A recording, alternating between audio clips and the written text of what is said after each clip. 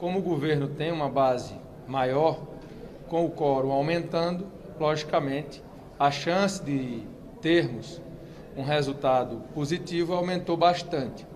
Mesmo tendo havido algumas baixas em partidos da oposição que nos acompanharam na semana passada, o crescimento dos parlamentares da base aliada compensaram essas perdas e conseguimos aí sair de uma diferença de 4 votos na semana passada para 15 votos de maioria agora no segundo turno e mantivemos praticamente o texto intacto ao que foi aprovado na semana passada. Então é o resultado de uma articulação muito grande, feita pelos líderes partidários, com o compromisso com as famílias que mais precisam, que serão beneficiadas por esse novo Bolsa Família, por esse Auxílio Brasil, que com a aprovação dessa matéria já receberão no próximo mês os R$ 400 desse novo auxílio, o parcelamento dos municípios, que chega também uma boa hora para os prefeitos e prefeitas das mais de 5.000 cidades do nosso país.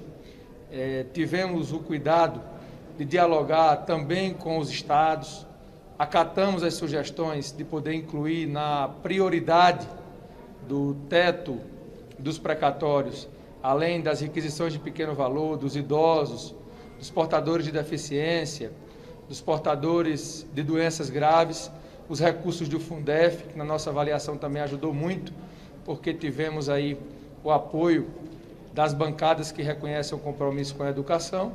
Então, acredito que tudo foi importante em uma vitória como essa, para que pudéssemos consolidar a aprovação em 2 turnos aqui na Câmara. Deputado, os senhores já estão conversando com os senadores para que o texto fique exatamente da mesma forma como começar o trâmite? Olha, nós temos que respeitar a autonomia do Senado Federal, que é a Casa Revisora. O Senado tem a prerrogativa, se entender por bem, mudar o texto. Eu tenho conversado com alguns senadores, hoje mesmo conversei com o presidente do Senado, o senador Rodrigo Pacheco, que está em missão oficial, ele interessado em entender alguns pontos da matéria e demonstrou total compromisso em dar celeridade à matéria no Senado Federal.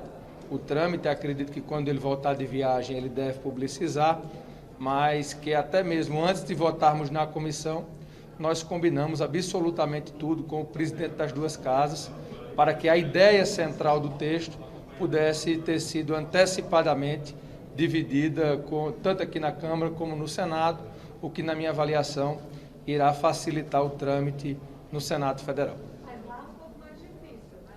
As resistências lá já foram até anunciadas por alguns partidos que querem discutir mais, que questionam, pelo menos os questionamentos feitos aqui, mas de uma maneira mais contundente.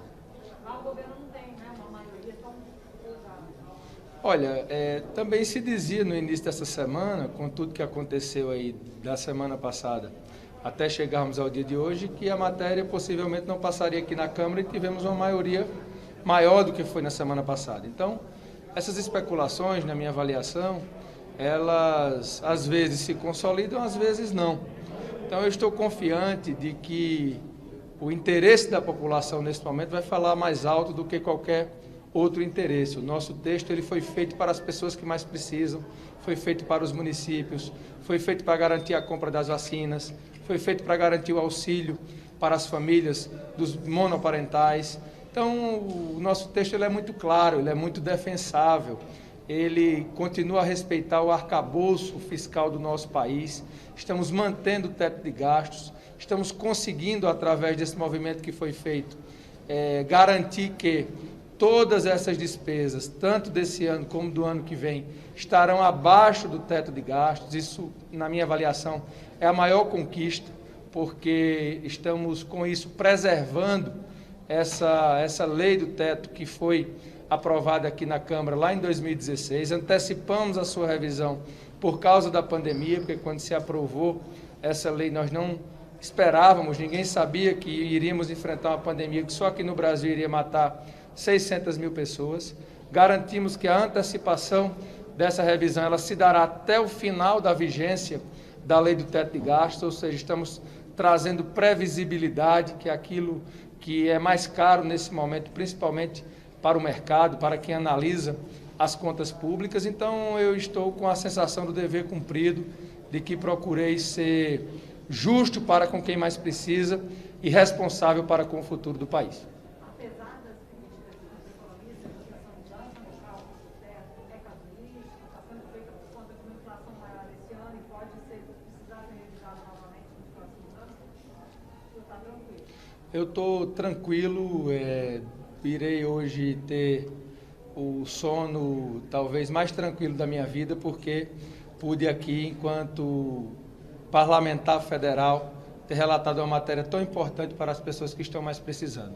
As críticas desses economistas, elas viriam de qualquer forma. Se nós tivéssemos trazido aqui qualquer uma outra solução, ela também seria criticada. Se tivéssemos furado o teto de gastos, se tivesse tomado qualquer uma outra medida, esses economistas também criticariam.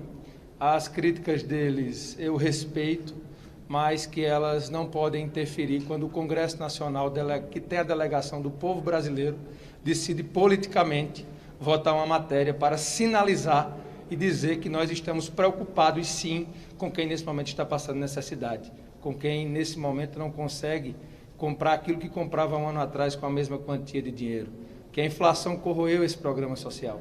É para essas pessoas que eu fiz o meu relatório. Eu estou muito longe de entender profundamente de economia como esses economistas estão aí opinando sobre a matéria. Mas uma coisa que eu posso dizer a cada um deles é que aqui o nosso patrão é o povo brasileiro. Talvez o patrão deles não seja o povo brasileiro, seja alguém que esteja interessado em seguir especulando com o precatório, em seguir querendo receber porque quer para ter lucros exorbitantes às custas do governo brasileiro, que na minha avaliação nesse momento nós temos sim que manter a credibilidade, temos que sinalizar positivamente ao mercado, é importante fazermos isso, mas que nesse momento a necessidade da população, na minha avaliação, vem primeiro do que todas essas outras preocupações. Então eu respeito, eu convivo bem, convivi com a oposição, fizemos o debate de alto nível, mas que ao final eu entendo ter procurado dentro do nosso trabalho, com muita humildade, mas com muita firmeza, ouvir a todos e decidir de forma muito tranquila, não só através do nosso relatório, mas do apoio dos partidos e dos parlamentares que apoiaram a nossa proposta, de decidir em favor do país, olhando o conjunto como um todo e não olhando só uma parte daquilo que estava envolvido nessa matéria. Então, eu estou plenamente feliz e certo de que a Câmara deu um grande passo na noite de hoje em favor da justiça social e da recuperação econômica do Brasil. Obrigado. Vou terminar os destaques.